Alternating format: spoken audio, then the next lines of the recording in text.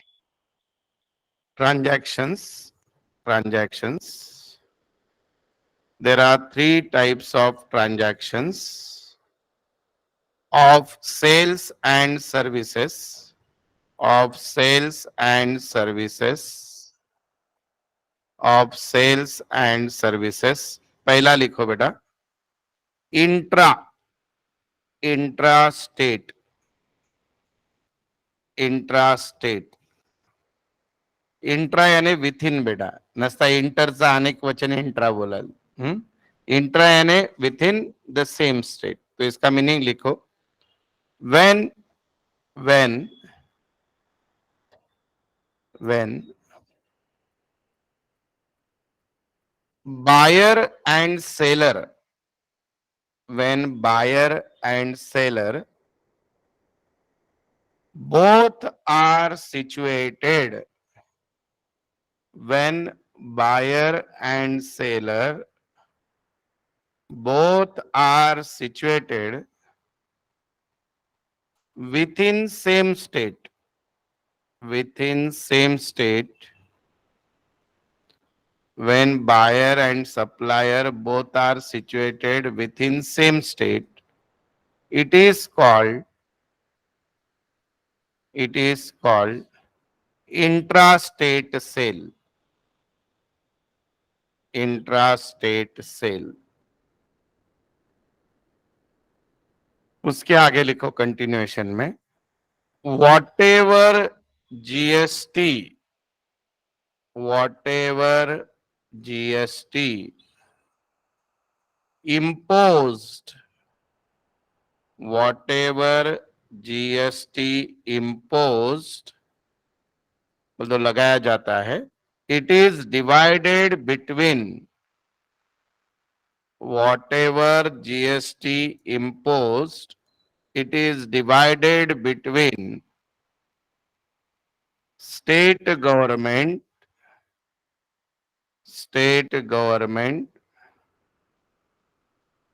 and central government equally.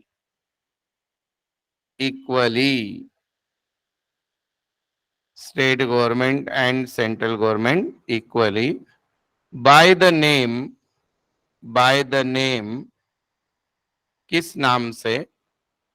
तो SGST and CGST respectively. बोलते state का कौन सा बेटा? स्टेट का कौन सा? SGST. और सेंट्रल का कौन सा? CGST. राइट. बोल तो गुड्स जो है उसको आप एक लड़की का कन्यादान समझो और उस कन्यादान में कंट्रीब्यूशन करेंगे लड़की के माँ बाप और लड़की के मामा. तो वो हो गई एक सेंट्रल गवर्नमेंट और एक हो गई स्टेट गवर्नमेंट. आपने गुड्स बेचा कि दोनों आगे पैसा मांगने, हमारा हमारा दो, मोदी खड़ा है, शिंदे खड़ा है, दे दो दे दो दे दो दे दो. सो दिस इज व्हाट बेटा, half of taxes divided between. Equal divide है, किसी को ज्यादा किसी को कम नहीं है. लेकिन बेटा अभी भी आपके नॉलेज के लिए बोल रहा हूं, there are still some product and services on which there is no GST, still sales tax excise duty है, जैसे पेट्रोल एंड लिकर. समझ में आए? क्योंकि गवर्नमेंट की सबसे ज्यादा मलाई उसमें है. तो बहुत होशियार है ये लोग, जीएसटी में उसको लाने ही नहीं दे रहे. अगर जीएसटी उसमें आ गया तो फिर गोवा जाने की जरूरत नहीं लोगों को. पेट्रोल भरने के लिए बोल रहा हूं मैं. ठीक है, लिखो आगे. Next number 2, inter state sale. Inter INTER, inter state sale या interstate. when buyer and seller, when buyer and seller situated in two different state, when buyer and seller situated in two different state, buyer seller अगर दो अलग अलग जगह रहते हैं, when buyer and seller situated in two different state, it is called interstate transaction. It is called interstate transaction. बेटा अभी एक मजेदार बात बताता हूं।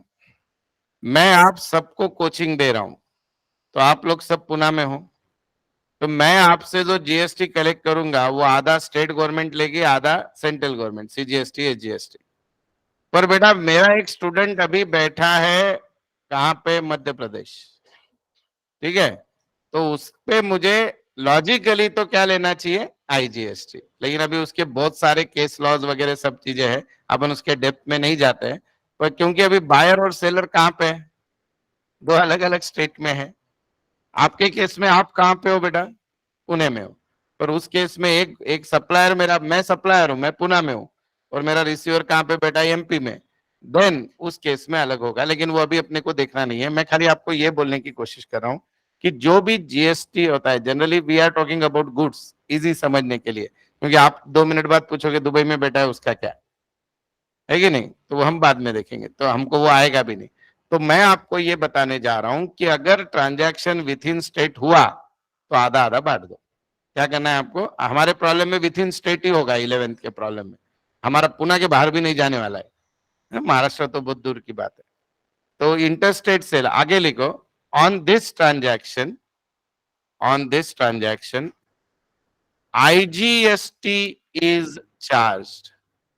On this transaction IGST is charged. इस पे क्या लगेगा बेटा, IGST, integrated goods and service tax, ठीक है, interstate goods and service tax, कुछ भी समझो। चलो अब तीसरा लिखो बेटा, इंपोर्ट एंड एक्सपोर्ट। तीसरा लिखो, import and export, import and export. When buyer and supplier,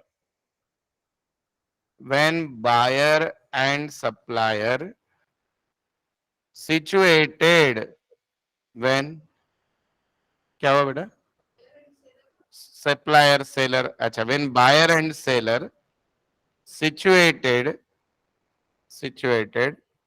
in two different countries, in two different countries,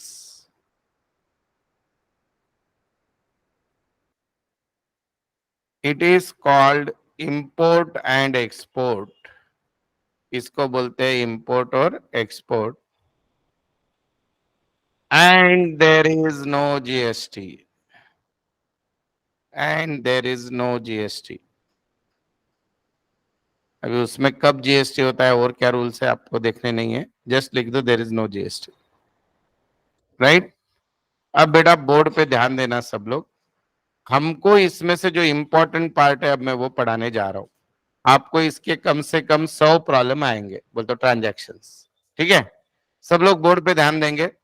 एक व्यापारी है, उसका नाम है, फॉलोइंग आर द ट्रांजैक्शंस, देखो heading, following are the transactions of mister Ravi located in Pune. Ravi कहां पे रहता है बेटा, पुणे में। अभी पहला ट्रांजैक्शन दिया आपको, goods sold for ₹1 lakh to mister Kavi at 18% GST, ठीक है, ऑफ पुणे। 18% जीएसटी से गुड्स बेचा है, और कभी भी कहां पे रहता है, पुणे में। Is this clear. अब मैं जो सिखाने जा रहा हूं वो ध्यान से सुनो। सबसे पहले बेटा गुड्स का प्राइस कितना है, गुड्स का प्राइस कितना है बेटा, 1 लाख, राइट।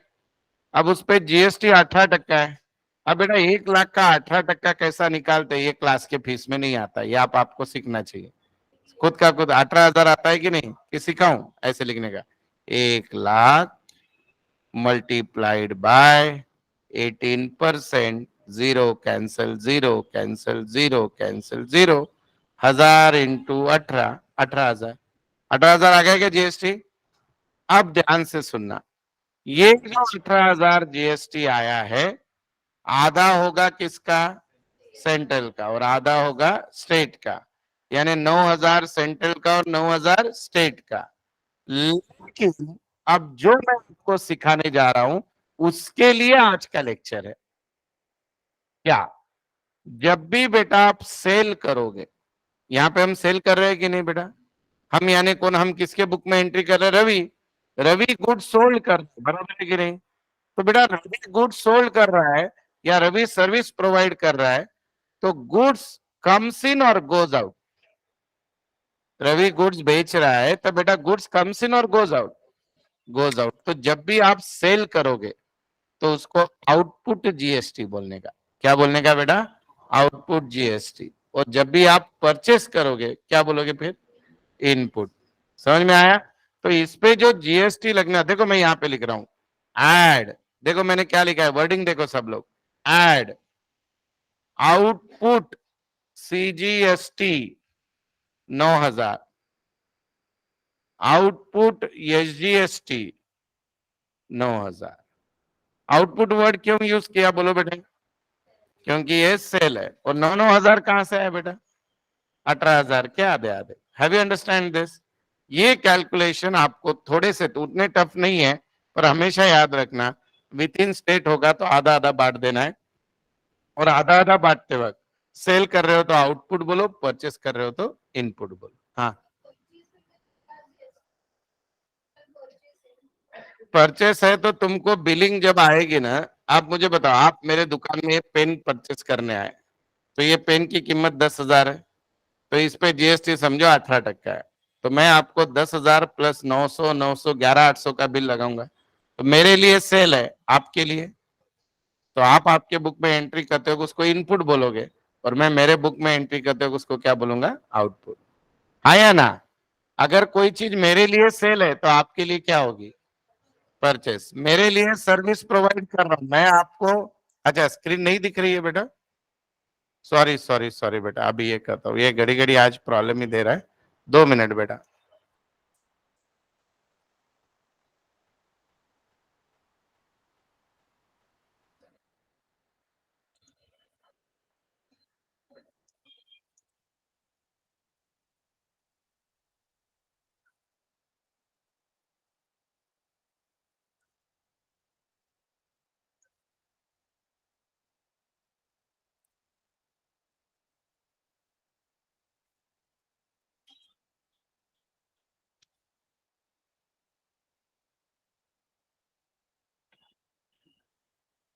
ठीक है, अभी दिख रहा है बेटा?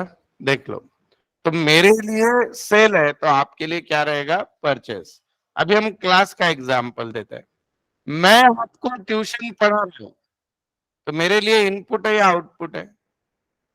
आउटपुट। और आपके लिए इनपुट। अंडरस्टैंड? तो it is not only for goods, for anything. जो व्यक्ति खरीदी कर रहा है उसके लिए इनपुट, और जो बेच रहा है उसके लिए आउटपुट। Is this clear?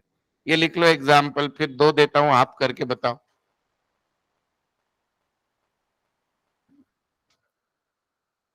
मजा आ रहा है? जीएसटी इजी है बेटा।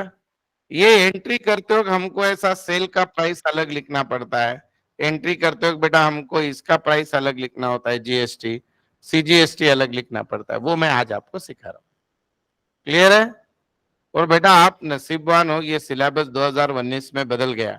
उसके पहले ग्रेजुएशन वाले बच्चे जितने भी अभी, उनको जीएसटी का एंट्री नहीं आता है, क्योंकि उनके सिलेबस में था ही नहीं जीएसटी का एंट्री। तो आपको 11 से सीखने को मिल रहा है, क्योंकि इवन बेटा अभी आपने 12th के बाद भी सोचा कि अपने को आगे कुछ नहीं करना है, तो भी इतना सीख लोगे तो भी डेटा एंट्री करते आ जाएगी अकाउंटिंग, जूनियर अकाउंटेंट बन जाओगे, पहले 4 महीने में ही बन जाओगे, प्रोवाइडेड आप रोज प्रकट हो क्लास में। ठीक है? अभी आज के बाद कोई भी बिल लोगे उसमें देखने का दोनों जीएसटी होता है, देखो ये जीएसटी एजे। अभी समझो जीएसटी का रेट 5% है तो 2.5 2.5, 12% है तो 6%, 6%, 18% है तो 9 28% है तो 14%, 14%। क्योंकि हमारे सेल तो विद इन पुणे ही होते हैं ना बेटा, सो विद इन पुणे यानी with in Maharashtra, intra state हो गए तो उस पे दोनों आधा आधा खाएंगे, बराबर है, state government and centre. Second example लिखो बेटा, ये लिखा सबने, चलो ये आप करके बताओ। Goods purchased from Nisha ₹20,000 at 12% GST. Nisha, सारे डीलर मेरे महाराष्ट्र के ही है। अरे बाप रे, वापस स्क्रीन नहीं आई, एक मिनट बेटा।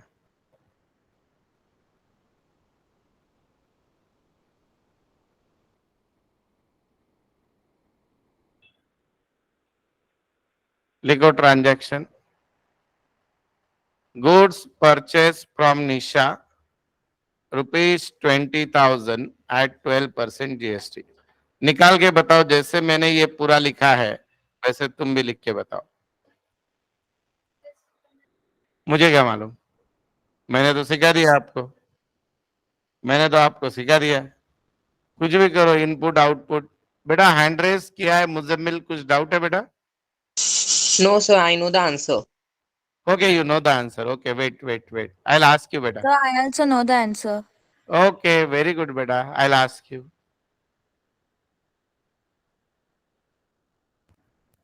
सगळ्यांनी करा, मग आपण एकत्र विचारूया सगळ्यांना। सब लोग करो, फिर हम पूछते हैं। Goods purchase from Nisha at 12% GST.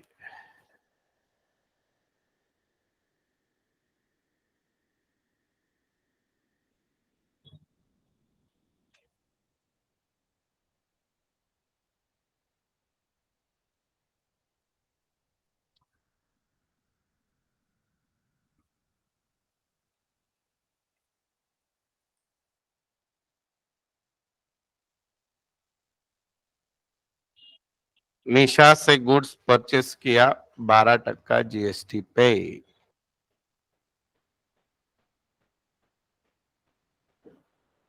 हो गया बेटा? करो करो करो।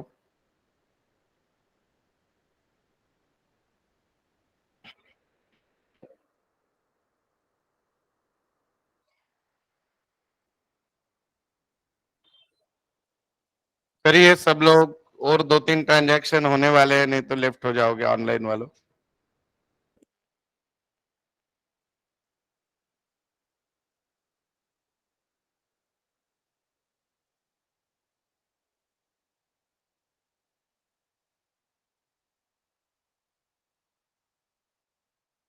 एकदा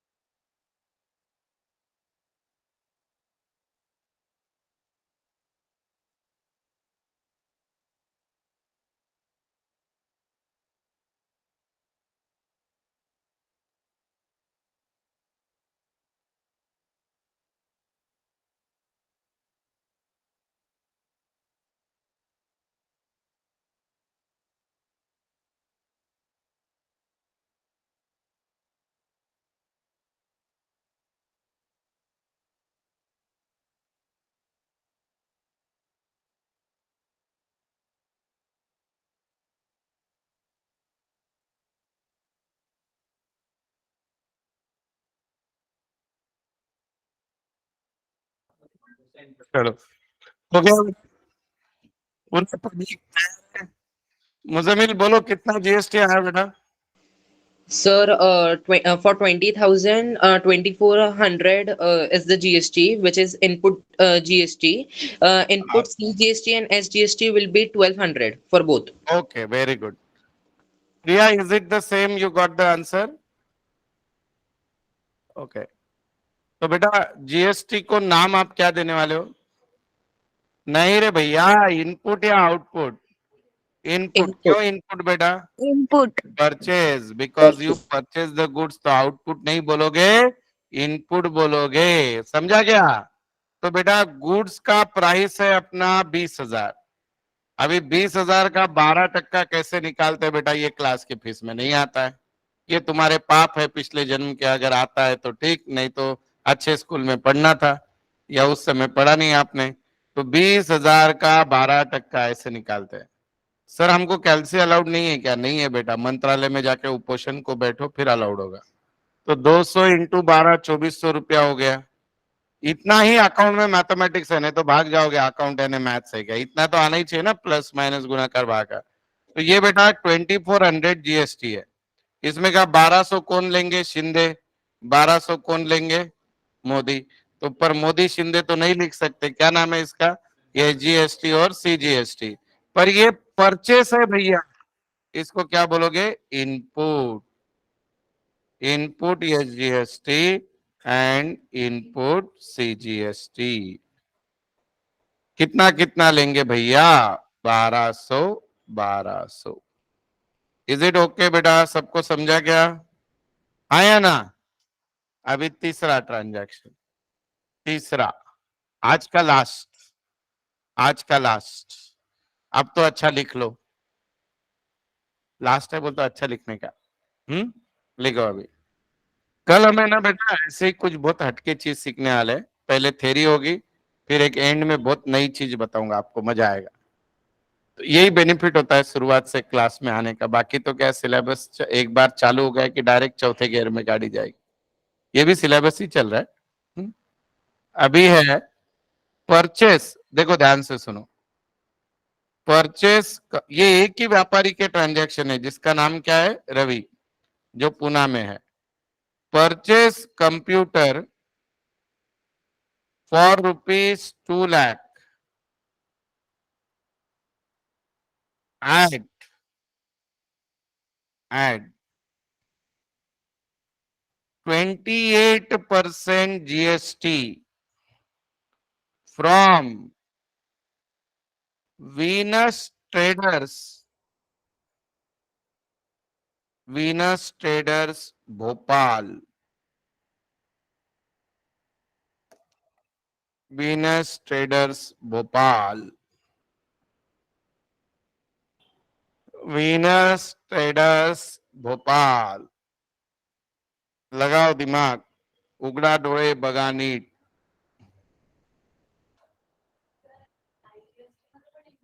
हाँ बेटा, input output is applicable to everywhere. GST के सामने इनपुट आउटपुट लिखना ही होता है, कौन सा भी हो। Input IGST 56,000. यस बेटा, and is it going to divide? No. No. Okay, लगाओ दिमाग बाकी पब्लिक। बेटा ये हमारा वीनस ट्रेडर भोपाल में बैठा है, हम कहाँ पे बैठे हैं? पुणे में। सो भोपाल तो महाराष्ट्र काय झालं बेटा?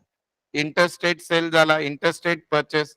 तर बेटा मोदी शिंदे अर्धा अर्ध घेतील का? आता आईजीएसटी लागणार, पूरा आईजीएसटी लगेगा, राइट?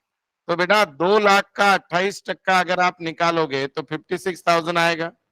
आया ना? 2 लाख का 28% निकालो गधे लोग, 56,000 आता है।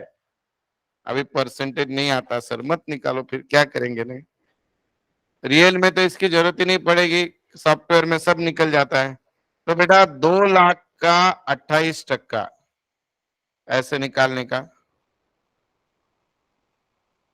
2000 इंटू 28 56, बराबर है बेटा?